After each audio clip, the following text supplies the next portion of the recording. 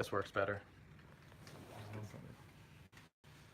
Okay, I think we're live now. This is failing epically, I don't know.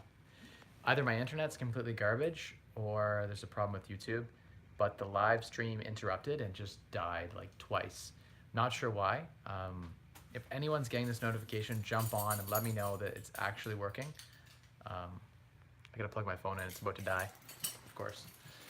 Gabriel, how you doing? Okay, people are getting in. We're on my phone because we had some technical difficulties. I don't know why. Hang on, I'm plugging it in here. I'm not sure why, but hang on everyone. If you're just joining the stream, yeah, we'll just close this. That's my microphones smashing together. Hang on.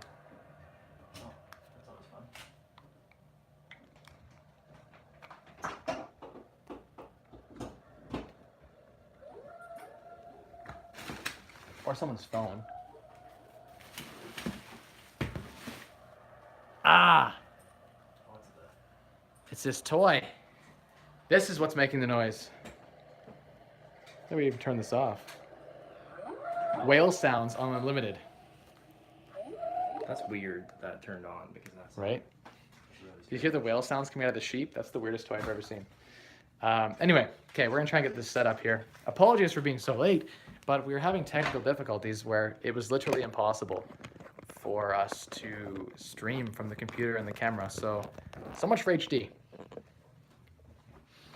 Try and set this thing up somewhere. Here. Toss it on there. That'll work. That'll work. I think. Hang on. I gotta aim it down a little bit there. Hey. Hold on, peeps. Let's see if that works. There we go. Yeah, that's strange that because it shouldn't be because you'll have priority.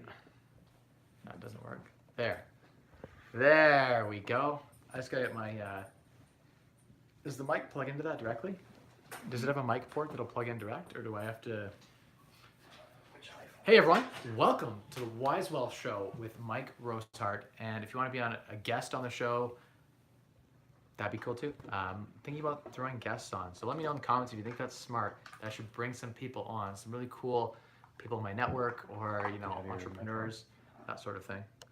I took it off over there because I thought it was making the whale sounds. I thought it was the microphone, but it was actually that sheep that makes whale sounds. It's weird. Gabriel, how you doing? Sound is good. He said it's working now, much better. Brandon, how you doing? Bought a haunted house. No, it's just a sheep, like a little weird sheep toy that my daughter had. Hey Mike, good to see you on. Let's see if this kind of corrects the sound here.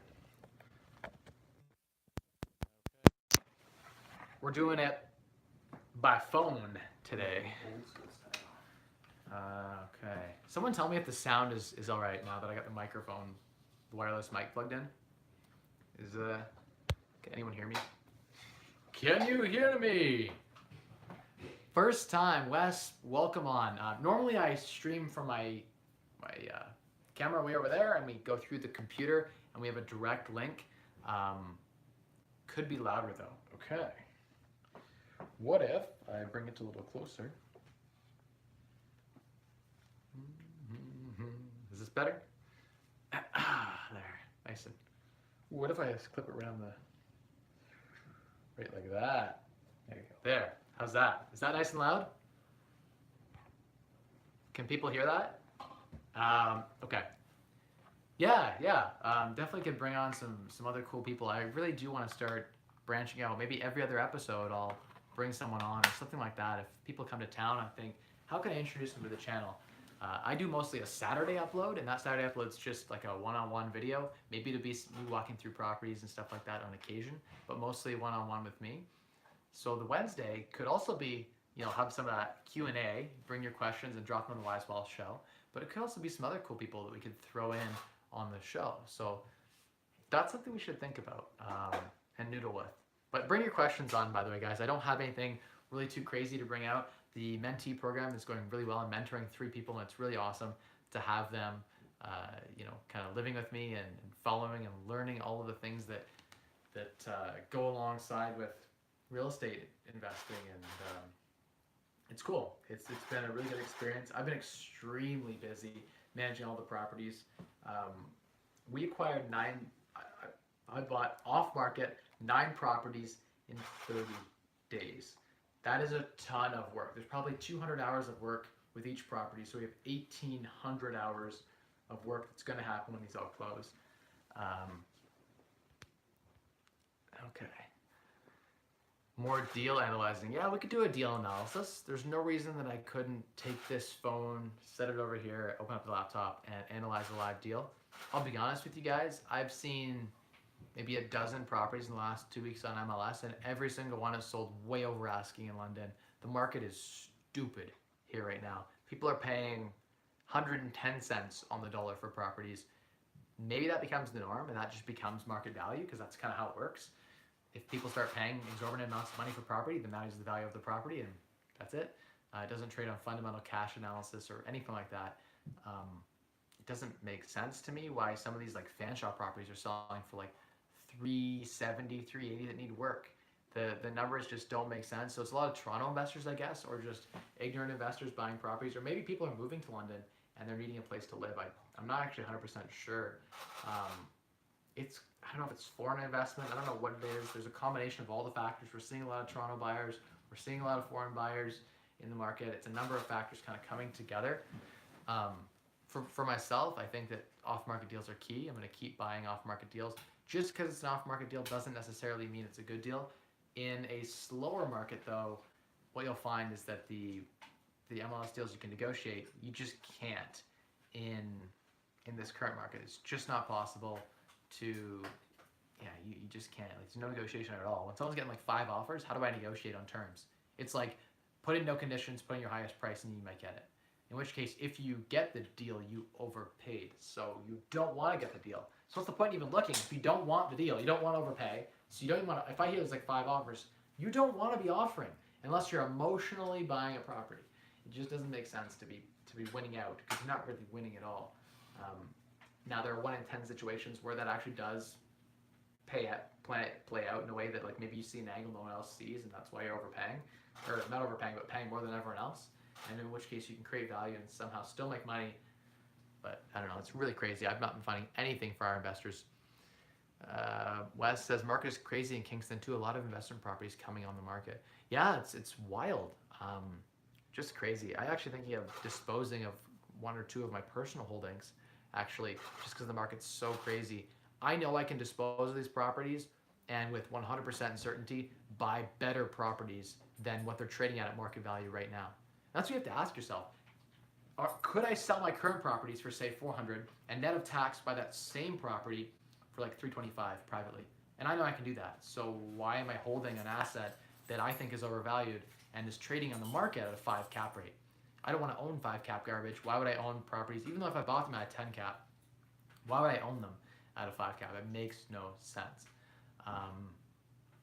So something to think about if you're buying things on the open market. Maybe you're just trying to launder money. I know some people who are doing that in real estate. I don't know. I don't know why people are buying these properties. They're buying them uneducated.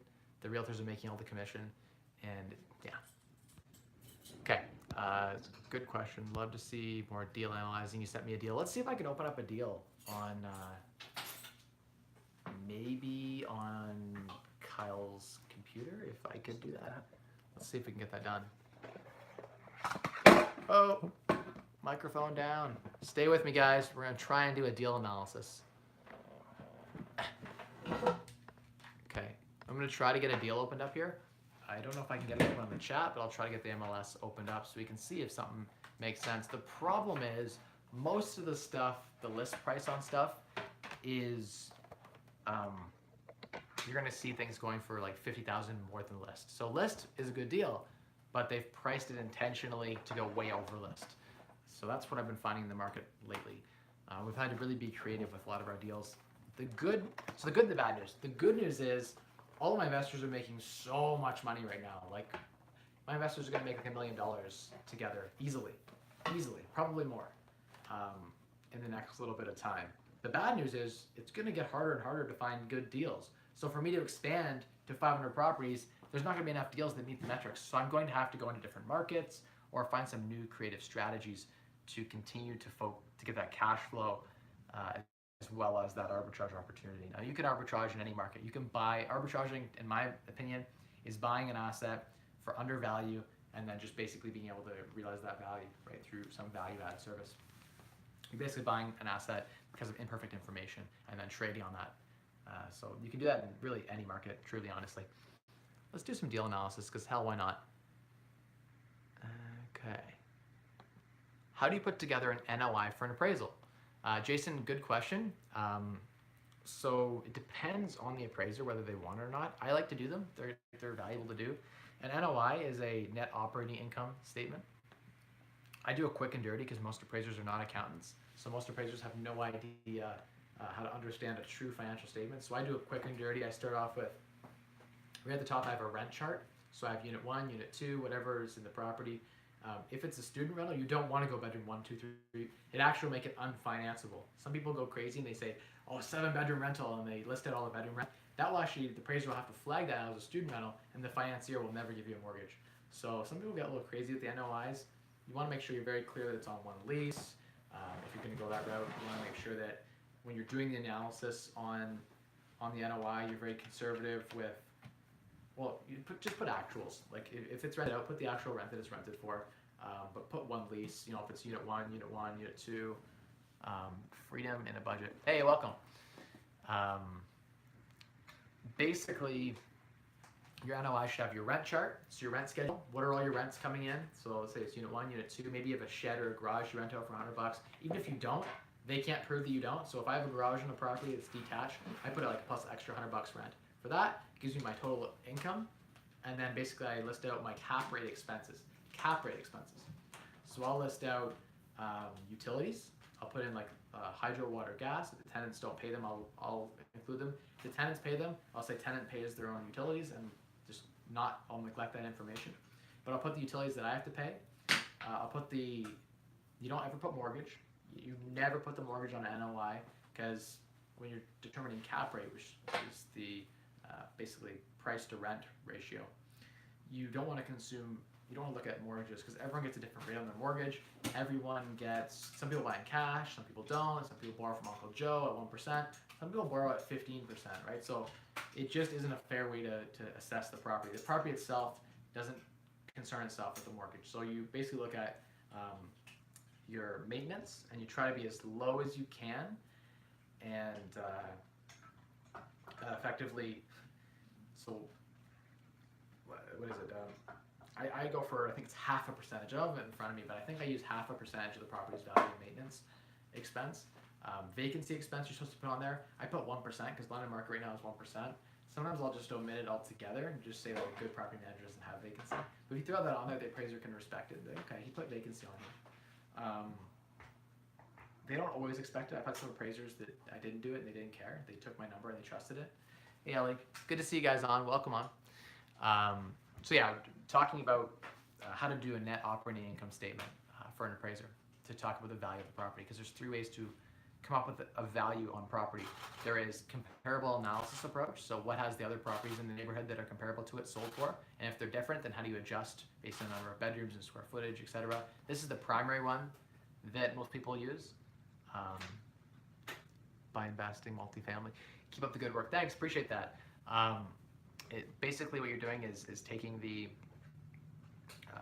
for net operating income, you're trying to figure out how to value it based on operating income. So there's 3 comparable analysis approach, the income approach, which is where an NOI comes into play, and then there's the cost-based approach. The cost-based approach is basically saying, this is what the land cost is, this is what the building costs to replace this. It's where you can't find any comps and there's no income. It's like an old mansion in the country where there's no other properties like it. You'd use a cost-based approach. You'd submit documentation of what it costs you to actually build it. Or like there are other situations where it makes sense to use that. Primarily, if you live in a major city like London, Toronto, Kingston, Windsor, Hamilton, wherever, pick a city, probably they use the comparable analysis approach. The problem with this approach is, of course, if your 2 neighbors' houses sell to some idiot for 800,000, your house becomes worth 800,000. There's no intrinsic value. It's trading whatever the market is trading at. That is what the value of your house is. If there are comparables to support it. The problem with that also is I can create my own comps, and I've done it before, and it keeps working. If I literally go buy a street up, buy the whole street basically, and then sell a couple of mine to an investor for more, like let's say I sold it to some irrational international person for 130% of market value, and I sold 2 or 3 of them in a staged approach, a month or 2 apart, I would create comparables. And the value of the properties in that area, I could actually dictate the price of the properties, because that is what's trading at in the open market. And if prices held, if basically other agents use those comps and say, hey, properties in the street are selling for 300, we're not going to take less than 300 for this house. All of a sudden, it just jumps the whole price of the area. And the comparable analysis approach leads to bubbles because it's trading on no fundamentals. The NOI approach is how I value property. Now, I of course take in comparable analysis because I recognize that market value is X, and if I can buy a property for well below X, let's call it X minus 25%, then there's margin to be made. There's money to be made. That's how flipping is done, right? It's how BRRRRing is done, or part of how BRRRRing is done. But you don't really want to long-term buy based on comparables. You really want to long-term buy based on you really want to long-term buy based on cash flow. Sorry, I just got some texts in. I was reading them on my phone there. This is the problem with having my phone as the primary camera right now. We're going to do some deal analysis in a minute here. So, Kyle, can you run out there for a second and just tell him to start the next attic upstairs? It's okay. It's not a problem. I just got a text come in about that. They can go ahead and do that. I'm just in the middle of the stream. They wanted me to come out and look at something, but in the middle of the live stream with you guys, so I'm dedicating this time to you guys, even though my phone is blowing up. Mike, answer your phone. Mike, call me. Mike, do this. People need to be able to just function on their own.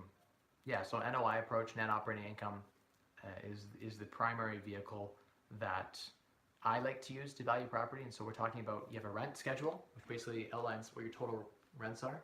Then you minus off all your expenses that factor into the cap rate. So maintenance, maintenance.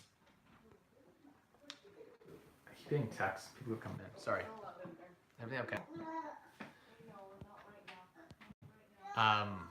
Okay, so you got your maintenance expense, you got your vacancy expense. Technically, you don't really have to put that in, but you should in your cap rate.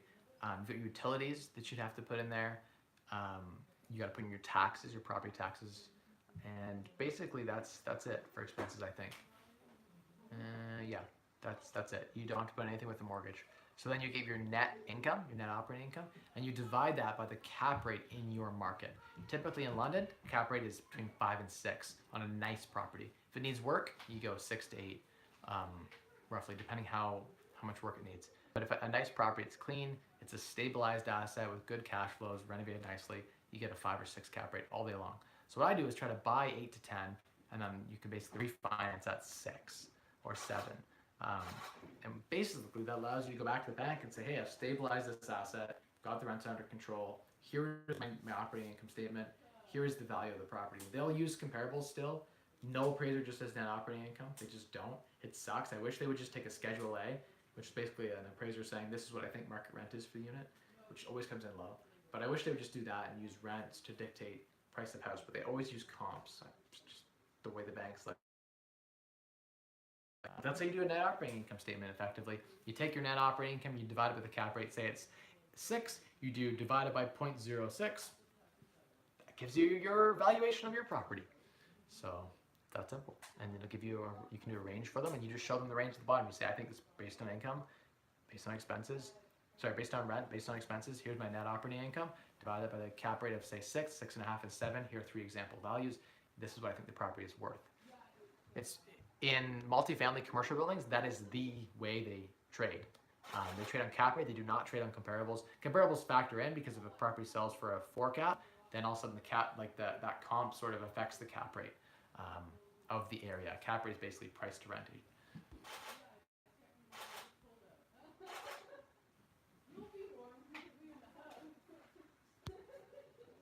Okay. Is there a Canadian version for the 1031 exchange trying to reinvest gains? No. Wes, I wish there was. There is no way that I know of to, without just refinancing, there's no way to reinvest. You gotta pay tax. Unfortunately, capital gains tax is like quarter tax if you're at the max marginal bracket. So if you're at the 50% marginal bracket, half of the capital gains income is included, half isn't. That's how it works with the capital gain. So you'd be effectively at a 25% tax rate. If you're doing it inside of a corp and your active business is flipping, you'd be eligible for small business exemption, and your effective tax rate is 13.5%. So if you're flipping real estate in a corp, then you get 13.5% tax because it's all considered active business income, which beats, could beat your capital gains rate depending. If you're the average Canadian with a 30% marginal tax bracket, then your capital gains is like 15% tax. It's about the same. So there's no point in saying up the corp. But it depends how wealthy you are and what your income situation is, and that's why it's important to understand the tax code when you're, setting up a corp versus not, and planning, you're doing some succession or future planning for your business and you're trying to grow in real estate. Thoughts on No Name beer? Would you try it? I'm not a big beer drinker, so I rarely drink. But I was in Miami and I had this beer. It was like El Jefe or some. I can't remember the name of the beer. It was a banana beer. It tasted like nuts and banana. I've never had a beer like that. It was delicious. It was the best beer I've ever had in my life, and I paid $7 for this. $7 US for this, for a draft of it. It was so good, and I would pay it again. Not all the time, but it was so good. I wish they sold it here in Canada. I have to go. I wrote down the name, so I have it, but it's just not sold here. It was a local person that made it there near Miami. Really cool. What do you think of this place? If I click that, it'll kill my live stream. So I'm gonna try and look it up on this laptop over here. Can someone tell me, Connor, what the address is? Because I can't click on it. If I do, it'll kill my stream. So I'll look that deal up for you if you just type it in the chat below. Of course, the internet isn't working. Why is it not working? No.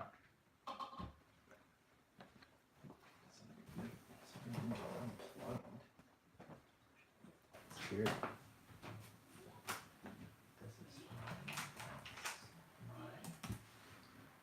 No, there it goes. Hang on, let me try this.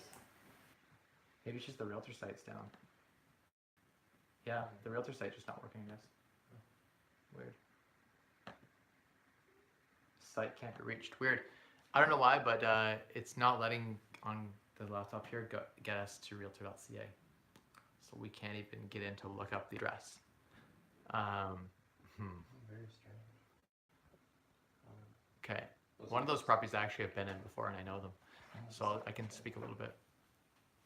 If you had moved to another country, would you try to also get some investment in the local country to get a hedge with the local currency? Gabriel, yes, I would, definitely.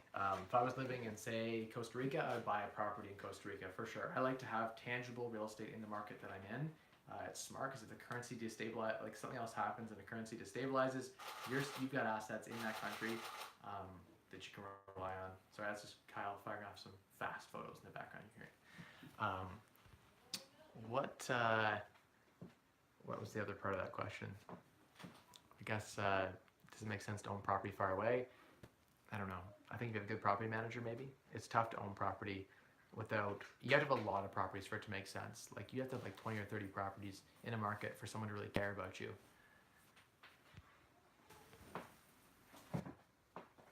Kishu Kumar says Costa Rica is overpriced. Maybe so.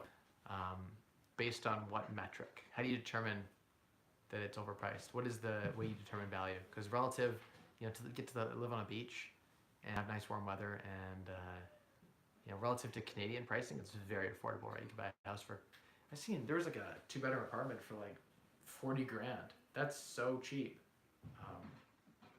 So it's all relative, right? Based on the rents you get, renting out as a vacation rental, I think the numbers can work really well. I've seen cases where it works. There are obviously cheaper places that have, more political risk, more. There are tons of risk, right, altogether, all around. Investing in many different markets.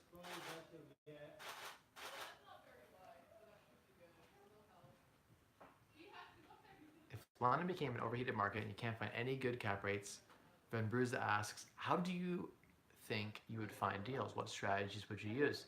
Yeah, it's a good one.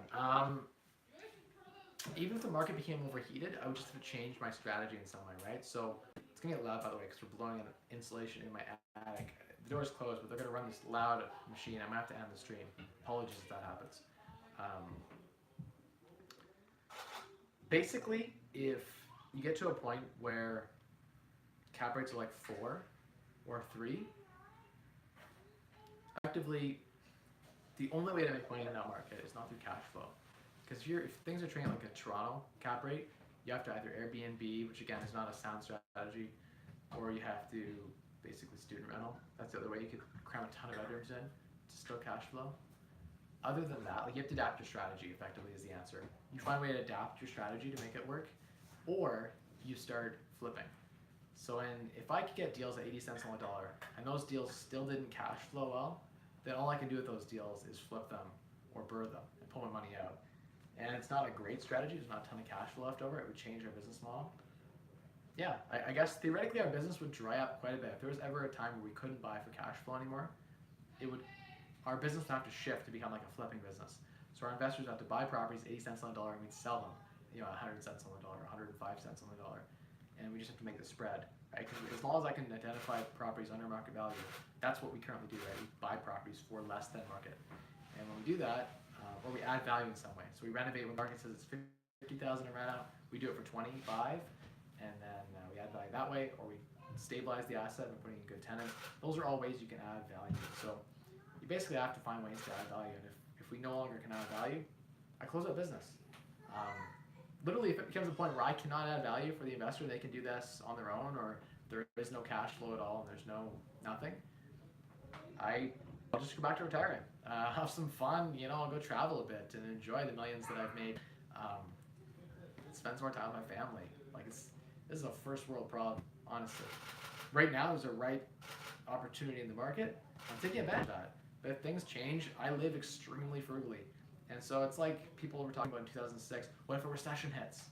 Well, hopefully you've been saving for the last 10 years so you don't need the money and you'll be okay without it. Without that extra income, right? You pivot. If a market no longer makes sense, the same way Toronto, I think, doesn't make a ton of sense unless you're Airbnb or doing the student rental thing. Or if you're buying in Toronto at 70 cents on the dollar, which there are people who are doing that. There are a few people who buy in Toronto, they wholesale deals, and so it can be done. In any market, you can buy below market and then add value and sell it for make money. You can flip in any market, you can add value in any market. So that's what you do when the market changes. You just change your strategy from a cash focus to something else. It's not really something I'm that interested in right now. I like cash flow. Cash flow doesn't lie. It doesn't rely on market fundamentals. It doesn't matter what the other houses are trading at. You rely just on the rental income you can get. And if rent prices are stable, you're safe. You have good tenants in there. And you get cash flow. Okay, I'm gonna scroll up here and catch up here. Ryan says, the Wisewell show is GOAT. I love it. Bah. It's the goal. Okay, that's cool. Wait, how did you spell goats? GOAT. Mike, what is your opinion, if any, on diversifying revenue streams into areas like Airbnb or VRBO? Tim, good question. We do have a couple Airbnbs that we do. Airbnb is a lot of work for a bit more money. It basically turns your rental business into a high maintenance, high energy property. So if you have time, Unless you live in the house. and what's that? Unless you live in the house. Yeah, I mean, if you live in the property, Airbnb is way easy. It's super easy. I can change that in 5 minutes. Yeah, Kyle has some specific advantages with his Airbnb room where he just lives right there, so it's easy to change it in his own house. But for me to go send cleaners over and coordinate all of that, and then maintenance, things break easier, they break faster. People have higher expectations on Airbnb. My tenants, if they have some dents in the wall or something, they're not gonna message me. On Airbnb, I'm gonna get messages and bad reviews for the stupidest things, like a stain on the towel. They'll throw away the towel. So it's crazy that it is the way that it is. But good to see you on, William. Thanks for jumping on. Appreciate that. Happy to help where I can, right? That's what this channel's about. It's empowering entrepreneurs, it's empowering people on their journey to early retirement, basically bettering their personal finances in any way possible.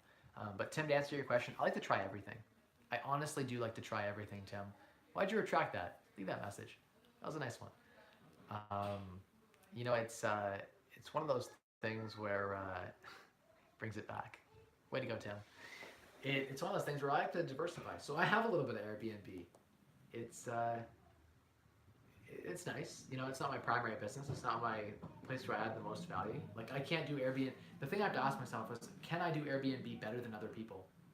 Maybe, but it's not my area that I love. I don't love hospitalities. It's not an area that I love. I don't like being messaged. We tried putting someone in as a manager, and it was hard to manage them.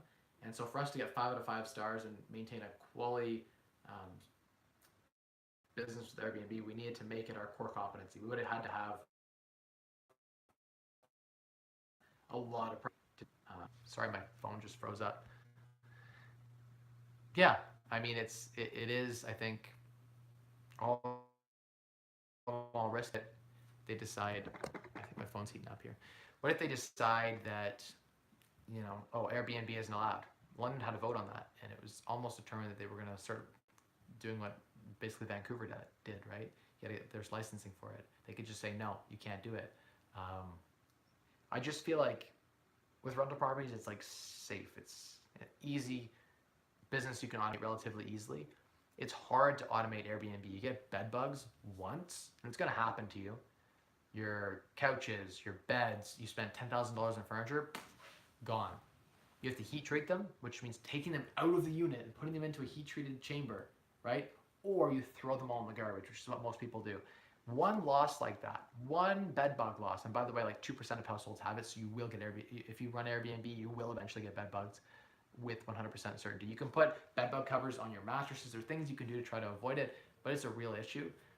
You need to have hefty margins. Once you adjust for all those things like the bad Airbnb guests, the energy and effort of managing it, like you literally have to set up systems or whatever to do all that, there are some distinct disadvantages. I'm all for trying everything. So we do have a few Airbnbs. It's good. We get double, triple market rents. It's cool. It's a lot more energy. I could easily buy 10 the time it took us to set up one Airbnb, to stage it all, set up all the furniture, get all the pictures, get the listing set up, get a cleaner that knew how to do it and train them, and then get a guy to manage the chat log and do all of that. The time it took us to set all that up, I could go at 10 deals and make way more cash flow just doing more volume. So that's where we decided not to focus on Airbnb with our business. We decided to focus on our core competency, which is rental properties, right? Like standard, students, seniors, regular working families, young professionals, that kind of thing. Stable rents, low turnover. It's just consistent each and every month. It's just easier to deal with. We get less issues associated with that model. But there's nothing wrong with it. Airbnb is cool. It's a cool model. You can make a lot of money doing Airbnb, and we do it too. We just don't have a business built around it.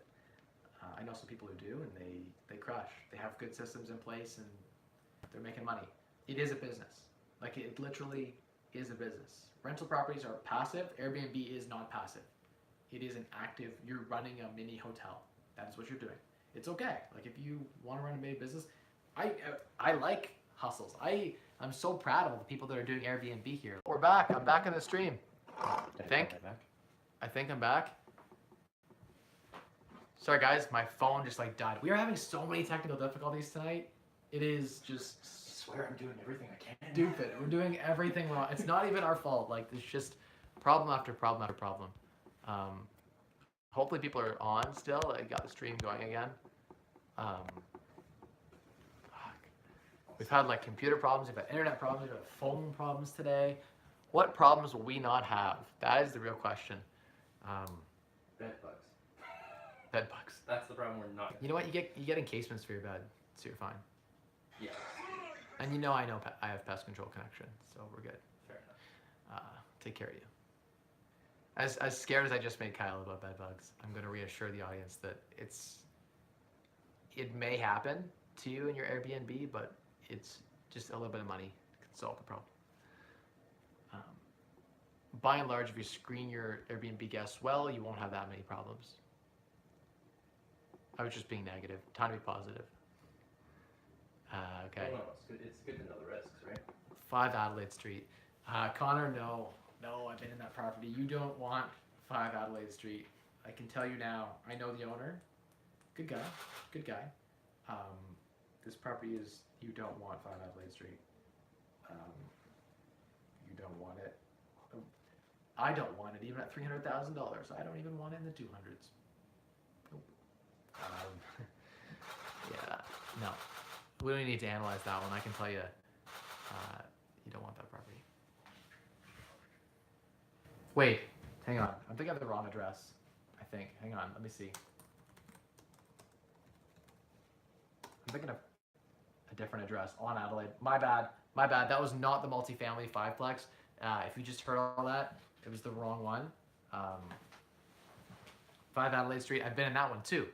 And that one's solid. I know the owner of that one as well, and I've been through that property. It's in very good shape inside. I don't think it cash flows as well as it was offered to me privately before it went on the market. And I just couldn't make it work at the price they wanted. I think that in this market, they'll do very well in MLS. But I can't even, the internet's still not allowing me to see that website for some reason. But I know that property address. I just did a quick search. And no, it's really nice inside, and the owner's a good guy. He just is focusing on other things. 926, 928 Portsmouth Ave, Kingston. Don't even know anything about that address, but I'd have to say it sounds like a duplex or a semi or something. Comes out of cash flow. Like, what kind of rents can you get to the price? And that'll help you determine whether it's a viable deal or not. What's good? Hey, Trevor, good to see you on. You're probably off now because we literally had a disconnection.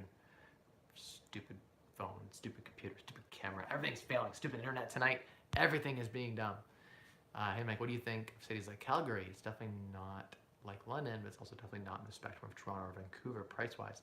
Take him. I think that Calgary is very tied to, like, basically the whole of Alberta is tied very heavily to things like, oil sands and that sort of thing. So the economy isn't very diverse. I don't like it for that reason.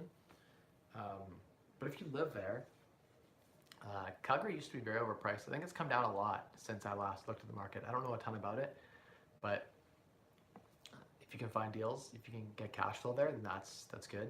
Otherwise, maybe you live there, and so you have some edge associated with living there. How do you feel about owning property 2 hours away from where you live?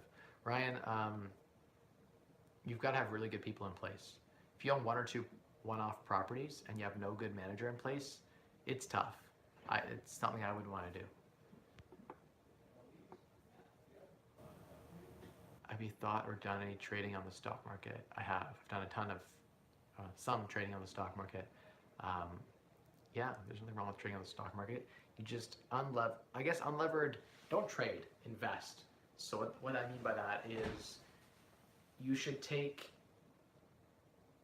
buy into long-term assets. You shouldn't try to trade. It's hard to time the market, but if you diversify and invest in a lot of equities, your risk is spread. And long-term, stocks, like the aggregate of the whole market, the S&P 500, let's say, for instance, tends to move in one direction with major fluctuation, but moves in an upward direction, roughly at the rate of real estate growth. Now, real estate's more attractive only because it's basically levered returns. You can borrow super cheap, 5 to 1. So with that kind of leverage, and it self-services, the income from the rental property covers the debt, it's debt serviced. So that's the best kind of investing. That's why I like real estate. But honestly, if I could do exactly the same borrowed, levered buying on companies, like publicly traded companies or privately traded companies that I can do with real estate, like if I could go take a business and go to a bank and get a mortgage for 80% of the value of the business at 3.5%, I would buy businesses. I would definitely not buy rental properties. I only buy rental properties because the banks are so favorable in their lending terms against real estate in Canada. They will give out 80% loan to value mortgages, right? So which means I could put $1 into real estate and get $5 of buying power. You can't do that in the stock market, not cheaply. You could do it maybe at 8% or 10% interest rates, but you can't borrow at 3%.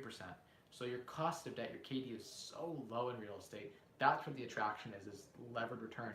Buying real estate in cash is not that attractive. Just like buying equities is not that attractive to me because I can get 40-50% return when I juice up with leverage and cheap debt. So that's why my strategy is the way that it is. Good questions. Do you focus much of your time in the stock market? No, not really anymore. Mostly because, who says this? Like, I don't know, some billionaires have said this before, and many wealthy people have said, you should focus on that thing that you're really good at. If you're good at that thing, you blow that business up. Forget diversification. Like, if you're Jeff Bezos, you focus on Amazon. If you're Elon Musk, you focus on Tesla, and I guess he's got a couple things going like SpaceX, but you focus on that thing that you're good at. If you're Bill Gates, you build Microsoft. You don't decide to build 10 companies and spread your efforts out, right? If I can get 50% return on my investment in real estate, which I'm fairly confident I can do, because of leverage, right? I'm getting 8 or 10% on the real estate assets, the ROA, but then I'm levering up. I'm buying 5 to 1, right? 80% loan to value mortgage, putting 20% of the money up. The bank's putting 80% of it up. So every dollar I invest is 5 to 1 return. So if I get 10% return, it becomes 40 to 50% rate of return after leverage on my capital. So that's why I'm not in the market, because I don't have that arbitrage opportunity. The markets are really efficient. The real estate market is not efficient. It's like, imagine if you could go and buy shares in Apple. I could call Granny and say, and Granny's like, oh, I want to get rid of my shares in Apple. Will you buy them from me for 60 cents on the dollar? Because I don't like stockbrokers. I don't want to sell it on the open market. And that actually theoretically could happen. That would be arbitrage, big time. But yeah, I mean, that's basically real estate. And then you can go buy Granny's shares. You can buy 5 of her shares for the cost of 1, levered up, and the bank finances you for 3.5%. I mean, it's just stupid. The numbers are just really, really in your favor in real estate.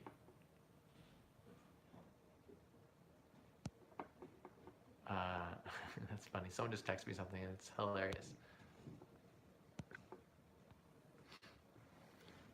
What are your tips on building a BRRRR portfolio? What mortgage company do you use for refinance? Keisha, to build a BRRRR portfolio is very difficult in today's hot market. It's much, much easier in a slow market, I think. However, the advantages of a fast-moving market, if it continues for a long period of time, is you get major appreciation that is out of your control. So your property appreciates 20% even if you do nothing. So the BRRRR can actually, you know what? I scrapped my original thought. In a hot market, BRRRRing is so easy. You hold for a year, you do nothing, and you get crazy appreciation. You can pull your down payment out. So how do you BRRRR in a hot market? Easily. What is a candidate for a BRRRR? A strong cash flowing property that is under market value where you can add value. So often it has tenants you have to evict yourself. That's a big one. It has bad tenants. It needs a lot of renovation, deferred maintenance. Maybe there's something you can do to convert the property, renovate it in some way that adds bedrooms or adds square footage. That's what you have to do to BRRRR. It requires active effort. You don't buy a rental property and then just BRRRR it. Like it just doesn't happen. To BRRRR, you have to renovate. There's a lot of work. You have to kick the tenants out because you bought the property for cheap. You get shitty tenants. Take a year to kick them out, then renovate, put new tenants in. The BRRRR method is a long, hard grind, but it is very fruitful. You'll make a ton of money. You could get 10 properties in 3 years using the Rosehart real estate snowball, the BRRRR. It's the same thing. Yeah. I mean, with my real estate Rosehart snowball, I smash in frugality with everything else. So that's kind of how you do it. Yeah, so those are some tips for building a BRRRR portfolio. You got to focus on cash flow though, because the BRRRR works really well when you've got a ton of cash flow too. And it's hard to do the BRRRR with student rentals. Like if you're doing 6, 7, 8, 9 bedrooms, you can't really BRRRR in London. In other markets too, it's tough because the banks don't want to give you good refinances. They don't value student properties based on cash flow because you're cranking too many bedrooms. They'll use comp analysis. So you can do it with duplexes, single families. You can BRRRR apartment buildings. I know people, like I might get into BRRRRing some apartment buildings, especially if I can pick them up for 9 caps and then sell them for 6 or refinance them for 5 or 6 caps, pull the capital out. It's totally doable to BRRRR them. You need a source of deal. That's the biggest thing in a BRRRR, and then you need the systems. Once you close on the deal, you need the expertise in the systems to evict the tenants, renovate the properties the way that they need to be done to max value at lowest cost possible. That's how you BRRRR well. For that reason, most people don't BRRRR well, right? Because there's a lot of intricate pieces, right? You got to get the deal hunt under, you got to master the deal hunt.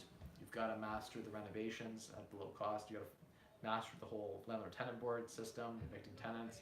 There's a whole bunch of skills you need to be an expert BRRRR, a guy who knows how to BRRRR, or a girl that knows how to BRRRR. I don't know the verb. There's a word for it, a BRRRR.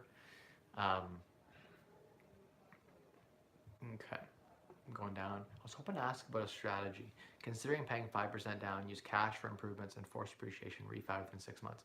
So Wes, the challenge with the 5% down CMHC type insured mortgage is that you're forced to pay a fee almost equal to your down payment to CMHC that is then compounded against you over the time of the mortgage.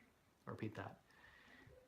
Typically, when you buy at 5% down, you pay a 4% fee to CMHC, 4% of the purchase price. So if you put 5% down, 4% of that goes right to CMHC. If you were to sell tomorrow or refinance tomorrow, that fee is, your down payment's gone. It's as if you bought with almost zero down. Net of fees, you actually buy zero down. So your 5% down payment's gone. If you just bought at 20%, there'd be no fee for that. You get the whole 20%, it's yours.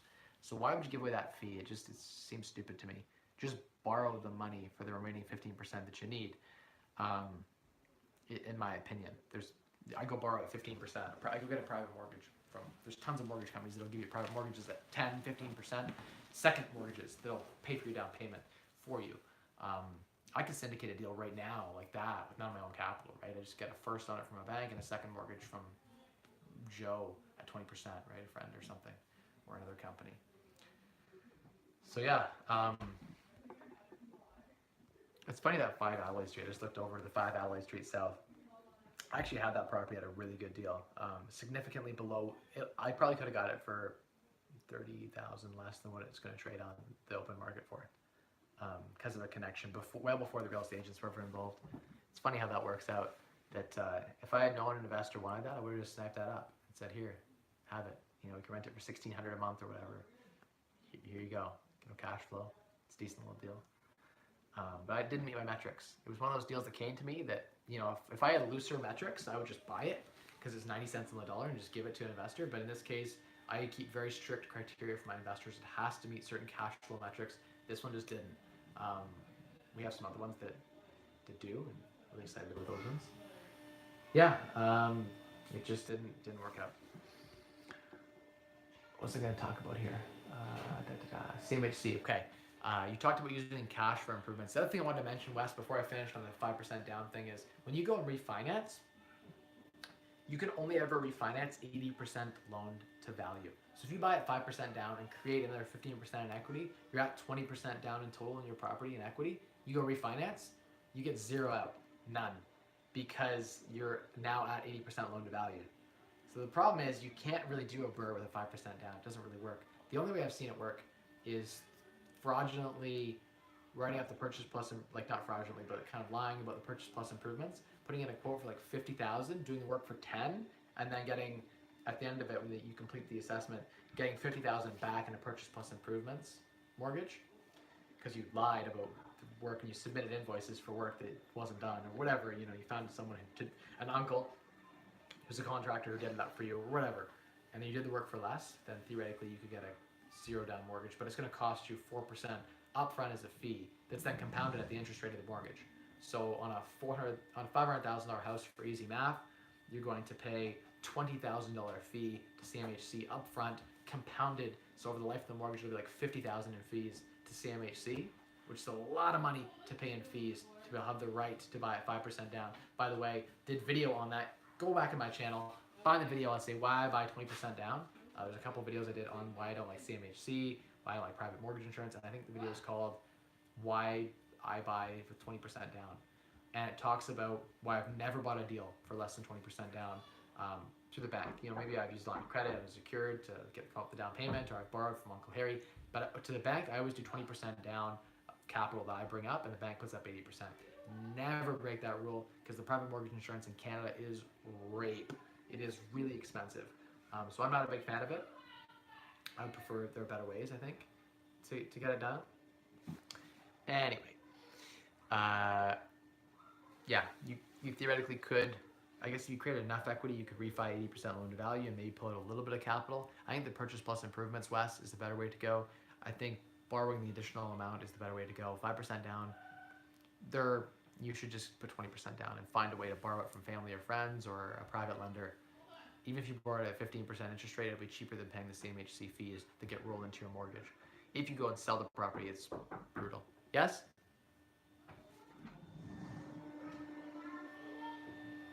No? I'm live. What's up? Is it important? It's just really cold. I gotta grab a coat. Okay, sorry, I'll be done in a sec here. I'll finish the stream up. Sorry guys, I'm gonna have so many technical difficulties that it's already past. It's like 8:10 now. I'll wrap the stream up in a few minutes here. I'll get through the last of these questions. All good questions. Mike, when you buy equities, do you pick individual companies or index? I'm guessing you're a Boglehead. Trevor, you're right. I am. I do subscribe to the Bogle movement. John Bogle was the founder of Vanguard, the first to start the cheap, basically cheap, passive, computer algorithm managed mutual funds. Effectively, they're just better versions of mutual funds that are cheaper, low at management expense ratios. Big fan of them. I love for the average unsophisticated investor, I love the what do you call it? There's a name for it. The all-in-one ETF. It's kind of like one ETF you just buy. It has asset allocations already figured out for you. It's kind of a good little option. Mike, the Zurich axiom talks about it. Focus on what you're good at. Yeah, there you go. Okay, so that's where it came from. Scrolling down. Very good point about real estate investing, leverage, CF stock, and other areas. Exactly. Fred, good points. Exactly. Do you use an incorporation to purchase your rental properties? Yes. Going forward, yes, we do. We will. But in the past, I did not. I bought 17 properties personally in the beginning when I was working towards my financial independence journey up until I was like 24, 25 years old. And I did that because there was no distinct advantage. I was actually at a loss after you factored in accounting expenses, legal expenses, administrative expenses. For instance, annual filing of shareholders' meetings, tax returns. You got to sit down. Like, there's a whole bunch of things you have to do to maintain a corp, and it's very administratively painful. And so those costs were a few $1,000s, and that was the tax difference. You need to set up a new corp for each property too. So on a $200,000 property, it makes no sense. On bigger deals, it makes sense. So yeah, something to kind of think about.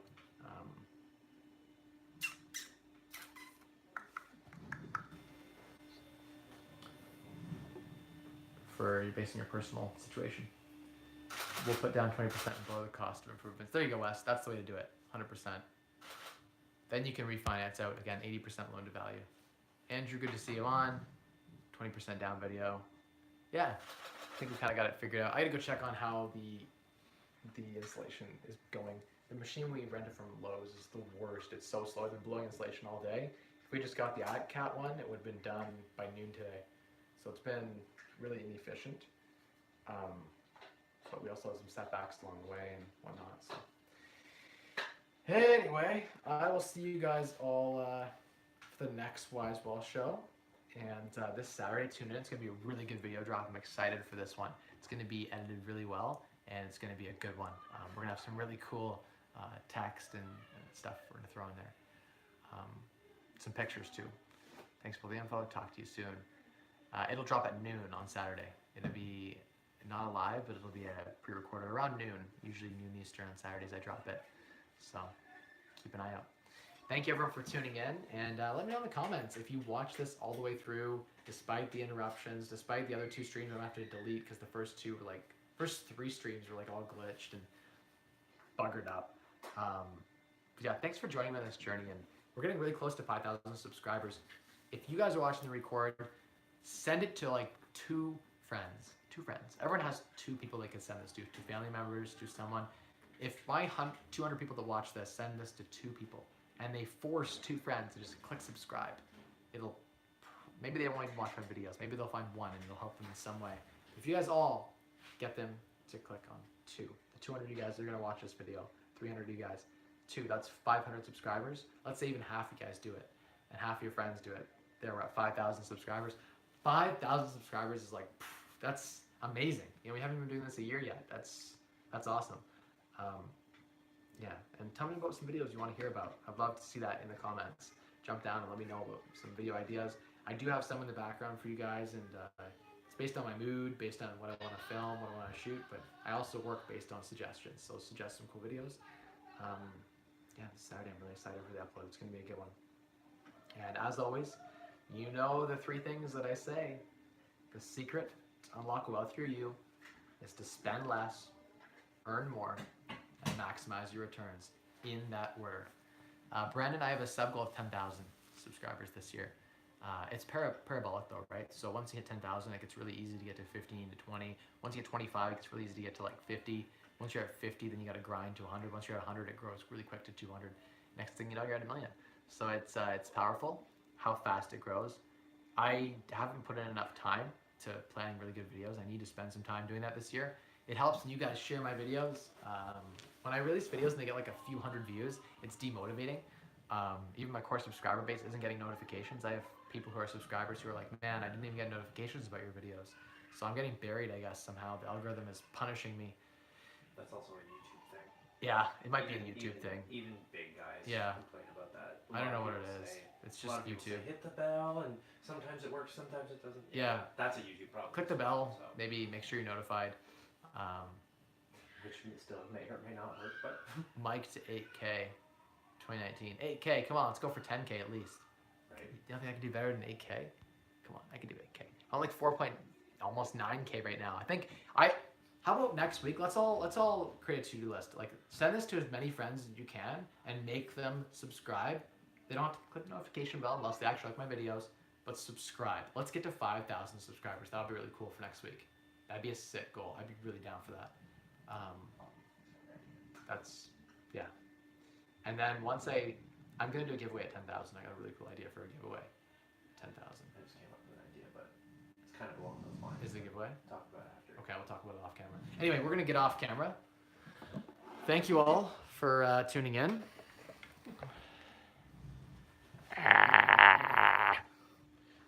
Just because I'm weird like that. You guys want to see me do some push-ups? I gotta do my push-ups for the day. Screw it, I'm gonna do them live. We're in outtakes now at this point. Outtakes. You guys want to do some push-ups? I'm trying to do push-ups. I did some yesterday. I'm really tired actually. Got some chest soreness. I've been trying to do more push-ups every day. One more push-up each and every day until you get to 365 push-ups in a day. Oh, let's see if I can do this here. Oh. Remember, full range of motion. I know, full range of motion. Depends on the angle you're going at, but. You guys ready? I need more space to get my legs fully extended. The camera's moving, Kyle. I wanted it. Okay, let's do this. Oh, I'm out of shape.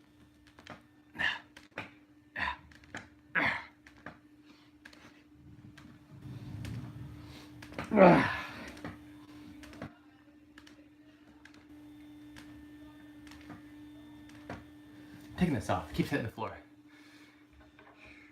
What was that? Anyone counting? Someone do a count for me. We're like 11 or 12, something like that. I don't even know.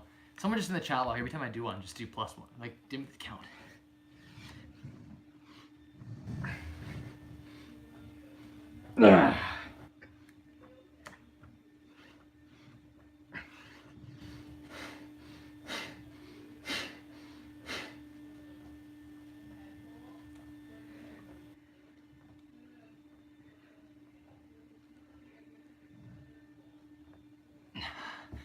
Someone tell me how many that was. That was 26. Oh, it's starting to feel good. Let's do some diamond backers.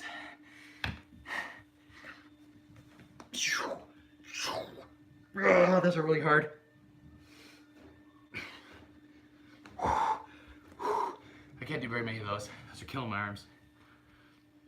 What else am I gonna try to get to? Like, I think we're at what is the day today? 13th? So we had to do 43 today. Did 60 yesterday, but I spaced it out in groups, 3 groups of 20.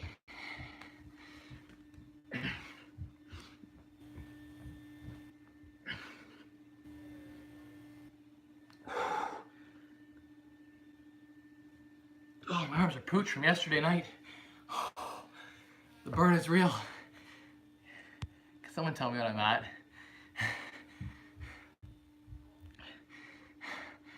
Oh, I wish I could do a different exercise. My arms are burning. Okay.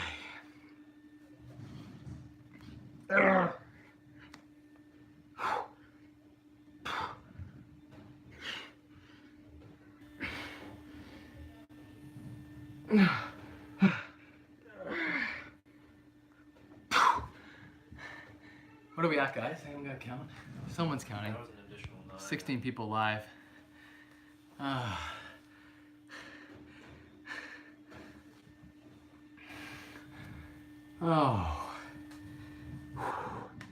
I should stop leaning on my arms. It's wasting my energy.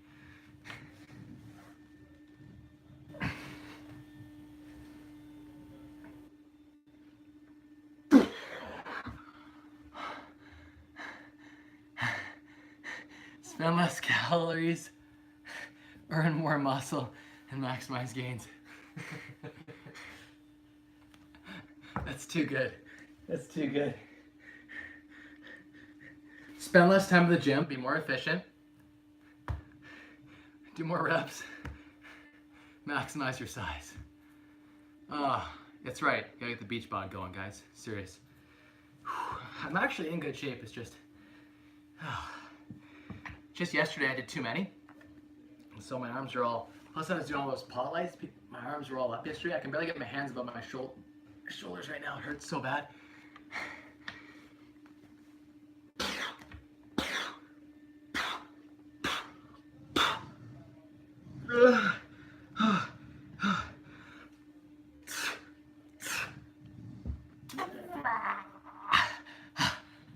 One more. There you go. Oh, jeez, arms are killing me. I'm gonna finish with knuckles. Need something to put my knuckles on so don't hit me that pillow. Oh, these hardwood floors are too hard for. Oh. All right. How has this become? If I just started, I could do claps. I don't have the strength right now to do a clap. If I did a clap right now, it would burn the last of my energy.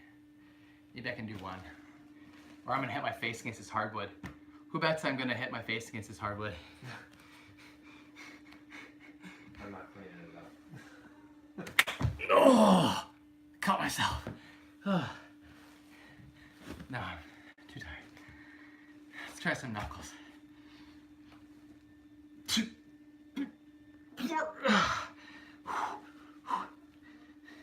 I need like a towel or a shirt. Yeah, I just need a shirt.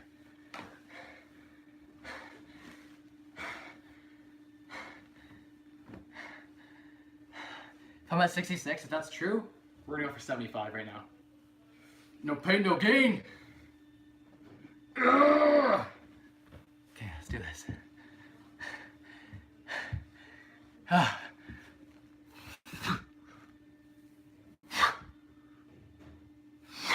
Oh no. Oh, I'm so tired. It hurts. Someone tell me where we're at right now.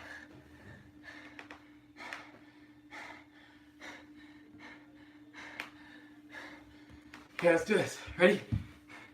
What are we at? Gonna hit 75? Let's do it.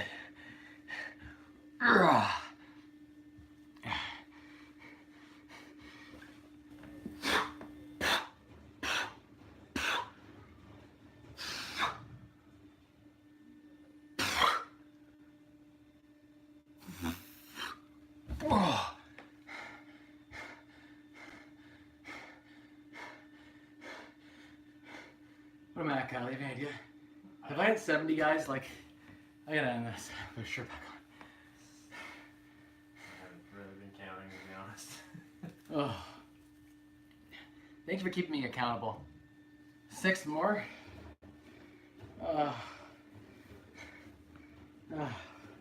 You know, when I was like 20, over six years ago, I could crank out 100 push-ups like nothing. All right, I'll do it. Let's do 6 more. Let me just get in the zone. It's like when I'm trying to find a deal. Gotta get in the zone.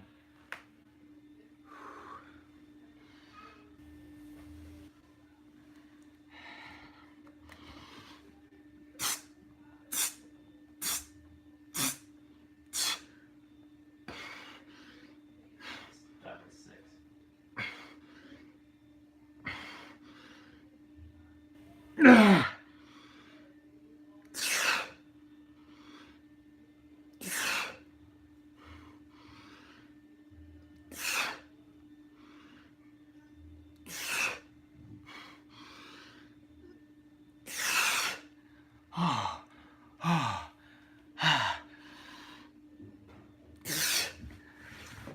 How was that? Did I do it?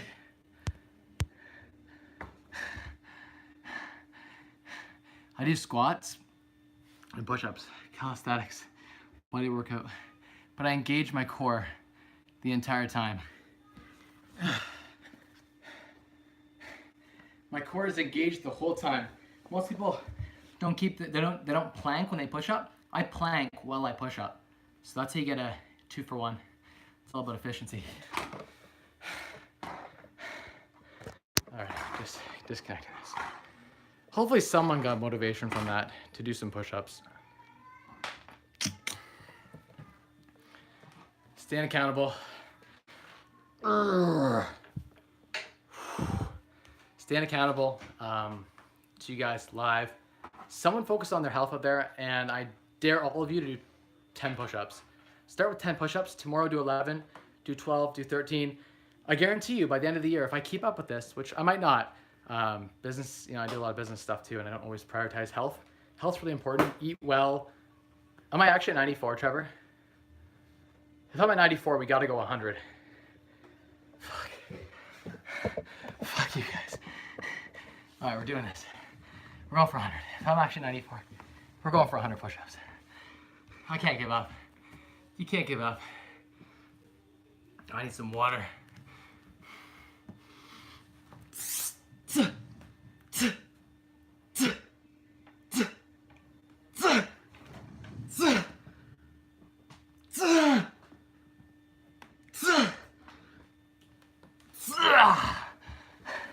Is that 100? I can even do one more. I wasn't counting. You were definitely over 4. Did I do it that time? Is that good? Someone tell me. I'm doing one more just so the haters will say I didn't do 100.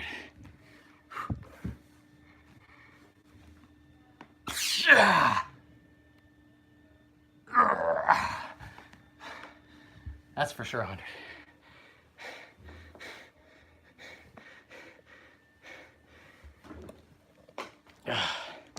Thank you all for tuning in for the Wisewell Show. Among other things. Thank you for keeping me accountable. Thank you for keeping me motivated. Because you guys that keep doing these videos, it's because you guys. And I'm hoping that someone watching the replay will get out there and do 10 push-ups. And please send this, not this video, but my channel, to as many people as you can, because we're a little bit over 100 subscribers away from 5,000 subscribers. Health's really important, guys. It's in line with frugality. I just worked out for free there, cost me nothing, kept good health, didn't need a gym membership, and I'm gonna live longer because of it. So there you go, 104, okay, cool. Have a good Wednesday, everyone. Thank you all for tuning in. We'll see how the gains, I'm almost ready for the gym.